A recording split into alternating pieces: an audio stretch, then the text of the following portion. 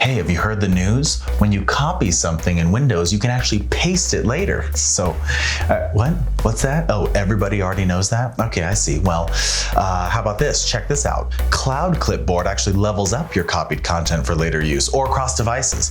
Set it up by going to Settings, then System, and then clicking Clipboard. Then toggle on Clipboard History, which allows you to save multiple items to the clipboard to use later. Toggle on Sync Across Devices, which allows your clipboard to sync data across your devices. Let's copy some text from this web page and let's copy this image from this tab. Okay, now we'll open up Word and try pasting all of this in there. If I want to see both the items that I'd already copied, I press Windows key plus V and it brings up my clipboard history. I simply click on the items that I want and they get pasted. No need to go back to copy and paste individual items one at a time. Use Windows key V to paste what you want. Sweet.